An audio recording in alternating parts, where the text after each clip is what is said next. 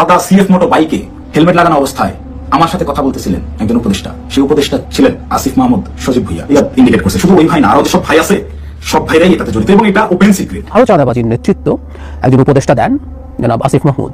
আন্তর্জাতিক অপরাধ ট্রাইব্যুনালের তদন্ত সংস্থায় জবানবন্দি দিয়েছেন অন্তর্বর্তী সরকারের উপদেষ্টা আসিফ মাহমুদ সজীব ভুইয়া। কথা হচ্ছে কি, বাংলাদেশে যদি কোনো ফেরেশতারও হাতে দেন ও দেশ চালাতে পারবে না।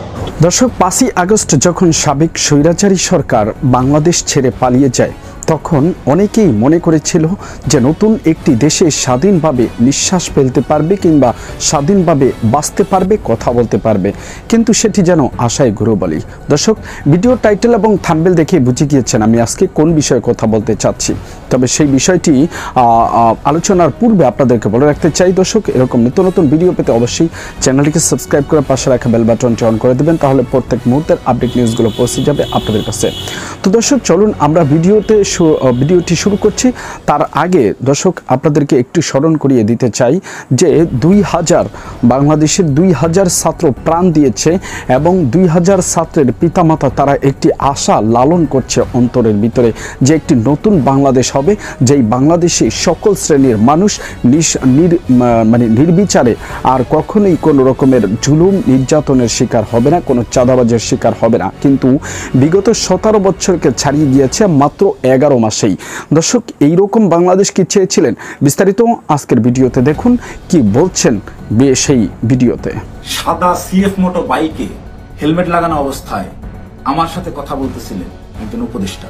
সেই উপদেষ্টা ছিলেন আসিফ মাহমুদ সজীব ভুইয়া। 16 জুলাই পার হয়ে রাত 12টার পরে যখন 17 জুলাই পরে, ওই 17 জুলাই ভোর 8:10 থেকে 4:40 পর্যন্ত 30 মিনিট আমি বলবো, এই 30 মিনিটের ওই যে গুলশান 2 মোড় পার হয়ে যেই 5 স্টার হোটেলটা ওয়েস্টিন ইন্টারন্যাশনাল যে হোটেলটা, এই ওয়েস্টিনের নিচে সাদা সিএফ মোটো বাইকে হেলমেট লাগানো অবস্থায় আমার সাথে কথা বলতেছিলেন একজন উপদেষ্টা। সেই উপদেষ্টা ছিলেন আসিফ মাহমুদ সজীব ভুইয়া। আপনাদেরকে চ্যালেঞ্জ করবো, আমাকে ভুল প্রমাণ করার আগে আপনারা ওই সিসিটিভি ফুটেজ যাতে সামনে আনবেন, এনে দেখাবেন যে ওই সময় আসলে এরকম কোনো কিছু ঘটে নাই। আমার সাথে আসিফ মাহমুদ সজীব ভুইয়ার কোনো কথাবার্তা হয় নাই, সে ওখানে আসে নাই। একজন উপদেষ্টা ভোর 4টার সময় বাইকে চড়ে হেলমেটের মুখ ঢেকে গুলশানের মতো অভিজাত এলাকায় কি কাজে আসে এটা আমার জানার কথা না। আমি তো মামুলি পার্সন, তারা তো হাই লেভেলের পার্সন। আর আমার সাথে কেন কথা বলতে হয় বা কি বা কথা হয়? এবং ওই যে রিয়াদ বললো রাতে যেই ভাই আসছিল, এবার সমীকরণটা আপনারাই মিলাম যে রাতে কোন ভাই আসছিল, কোন ভাইয়ের সাথে আমার কথা হয়েছে এবং কোন ভাইয়ের কথা রিয়াদ ইন্ডিকেট করছে। শুধু ওই ভাই না, আরো যেসব ভাই আছে সব ভাইরাই এটাতে জড়িত এবং এটা ওপেন সিক্রেট। এই সকল ভাইরা, এই যে আমাদের আসিফ মাহমুদ সজীব ভুইয়া ভাই সেদিন যে সিএফ মোটো বাইকটা নিয়ে আসছে, এই রাত্রেবেলা বাইক রাইডিং করতে এসে গুলশানে আসছে, ওই ওয়েস্টিনে 5 স্টার হোটেলে ছাড়া সে বসে না কোথাও। সে ওই গত বছর জুলাইতেও 50,000 60,000 টাকা দামের সেকেন্ড হ্যান্ড একটা স্কুটি চালাইতো, এখন সে সিএফ মোটো চালায়। যাই হোক, এটা চোখের সামনে আপনাদের কে কি করছে, আঙ্গুল ফুলে কলা গাছ কিভাবে হয়েছে। যে সকল ছেলেপেলেরা ওই হলে থাকতে পারতো না ছাত্রলীগের যন্ত্রণায়, বাইরে বাসা ভাড়া নিয়ে থাকবে, বাসা ভাড়ার টাকা থাকতো না, বিভিন্ন রাজনৈতিক নেতাদের কাছ থেকে টাকা ধার নিয়ে থাকতে হতো। আন্তর্জাতিক অপরাধ ট্রাইব্যুনালের তদন্ত সংস্থায় জবানবন্দি দিয়েছেন অন্তর্বর্তী সরকারের উপদেষ্টা আসিফ মাহমুদ সজীব ভুইয়া। তার এই জবানবন্দিতে উঠে এসেছে জুলাই আগস্টের আন্দোলনের অনেক অজানা তথ্য। সামনে এনেছেন ভিপি নূরের সাথে ঘটে যাওয়া এক লোমহর্ষক ঘটনাও। বিস্তারিত জানাচ্ছেন সহকর্মী শাহাদাত রিফাত। বাংলাদেশ একটি গভীর সংকটময় মুহূর্তের মধ্য দিয়ে যাচ্ছে।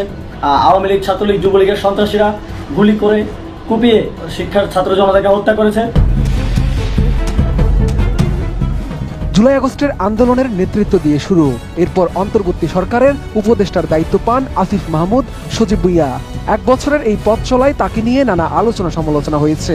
তার সহযোদ্ধা নাহিদ ইসলাম পদত্যাগ করে নতুন দল গঠন করে রাজনীতিতে ব্যস্ত হলেও বর্তমানে সরকারের একাধিক মন্ত্রণালয়ের দায়িত্ব পালন করছেন আসিফ।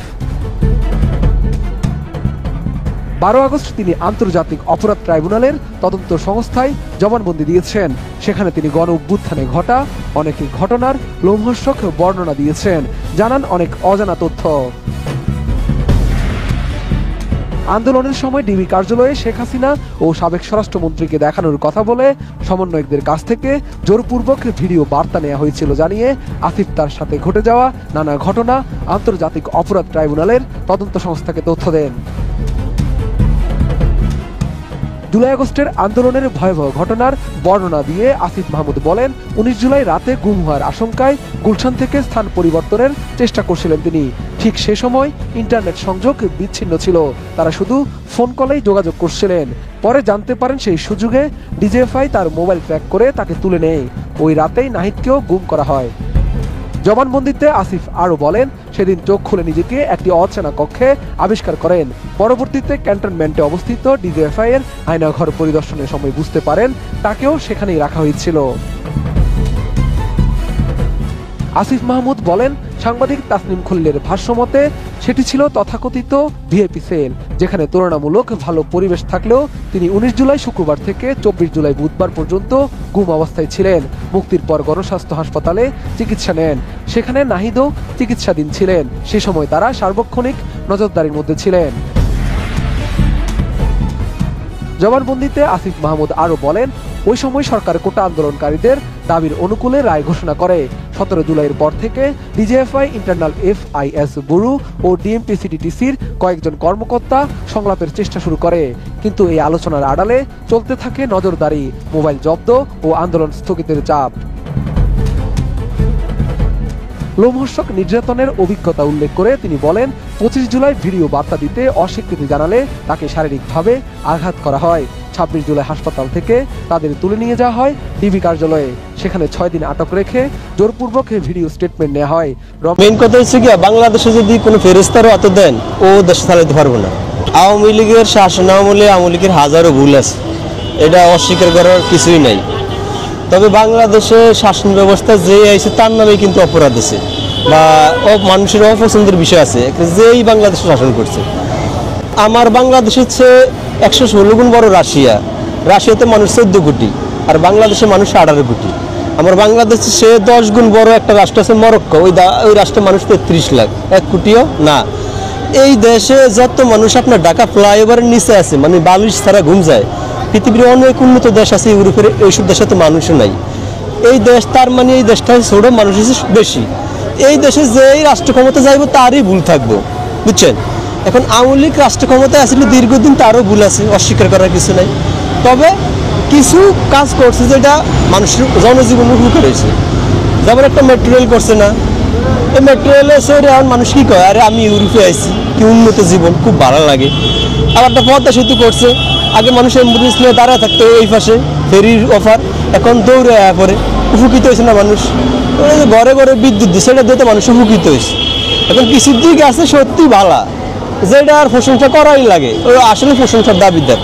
কারণ আওয়ামী লীগের নামে ধরেন একটা বদনাম মানুষরা ওটা যে আওয়ামী লীগ মানে শেখ হাসিনা সরকার ভারতের প্রতি বেশি আসক্ত বা বেশি ভালো সম্পর্ক ভারতের সাথে।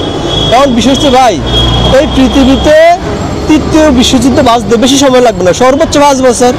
কারণ ওয়ার্ল্ডে যে সমস্ত রাষ্ট্রে পারমাণবিক অস্ত্র আছে, প্রত্যেকটা দেশের প্রধানমন্ত্রী মাথা গরম, যে কোনো সময় ওয়ার্ল্ডে 3য় বিশ্বযুদ্ধ হইব। আর 3য় বিশ্বযুদ্ধ হইলে প্রত্যেকটা দেশই পারমাণবিক অস্ত্র ব্যবহার করবো। ধরেন 3য় বিশ্বযুদ্ধ হইলে, ধরেন যুদ্ধ বিধ্বস্ত হইলে পুরো পৃথিবীর 1/3 তো নষ্ট হয়ে যাবে পৃথিবীর। ওই সময় একটা বোম যদি কোনো না কোনোভাবে বাংলাদেশে আইসা পড়ে, বাংলাদেশের মানুষ যাইবে এমন কোনো পথ আছে? আমাদের দক্ষিণে নাপ নদী আছে, যেটা মায়ানমার একটা বৌদ্ধ রাষ্ট্র, ও আমার জায়গা দিব না। আবার সব সাইডে আছে কি ভারত। এখন একটা বোম যদি আল্লাহ ভুলেও বাংলাদেশে পড়ে, আমরা যে কোনো জামা এই জায়গা তো নাই, আসেনি না, এই জায়গা নাই। আর ভারত আমার পাশে, সব সাইডে ভারত, একটু সম্পর্ক থাকতেই পারে। কিন্তু কথা হচ্ছে কি, বাংলাদেশের মানুষের ওভার কিছু মনে করে। আর তাদের বক্তব্য শোনার পরে আপনাদের কি মনে হয় কিংবা কি মতামত সেটি জানাবেন অবশ্যই কমেন্টস বক্সে। যেই একটি দলকে উদ্দেশ্য প্রণোদিতভাবে বলা হচ্ছে এবং যেই দলটি এই চাঁদাবাজি কিংবা বিভিন্ন রাহাজানির সাথে লিপ্ত রয়েছে, সেই দলের নেতাকর্মীদের মুখে এমন বক্তব্য কিংবা এমন প্রতিবাদ, এটি কি কখনো সহনশীল কিংবা মেনে নেওয়ার মতো কিনা অবশ্যই জানাবেন কমেন্টস বক্সে। আজকের মতো এখানে বিদায় নিচ্ছি, দেখা হবে অন্য কোনো ভিডিওতে। ততক্ষণ পর্যন্ত সকলেই ভালো থাকুন, সকলের সুস্বাস্থ্য কামনা করে এখানেই বিদায়।